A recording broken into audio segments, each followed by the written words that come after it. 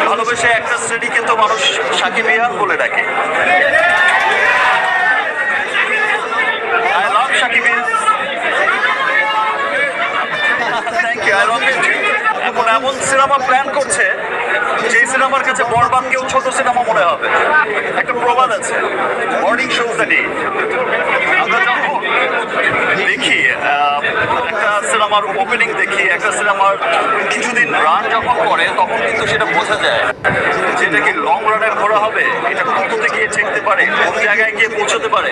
আর আরেকটা কথা বলে যাই, আপনারা অনেকেই হয়তো ভাবছেন যে বরবাদ হচ্ছে লাস্ট ফিল্ম, যেটা হচ্ছে 100 কোটিতে গিয়ে পৌঁছবে, বাট আই থিঙ্ক যে এটা হচ্ছে শুরু হলো, এটা শেষ না, এটা শুরু হলো। যে আজ থেকে গত বছর আমরা তুফান দেখেছি, তুফান যে পরিমাণে বিজনেস করেছে, এবছর আমরা বরবাদ দেখছি, তার চাইতেও আরো ভালো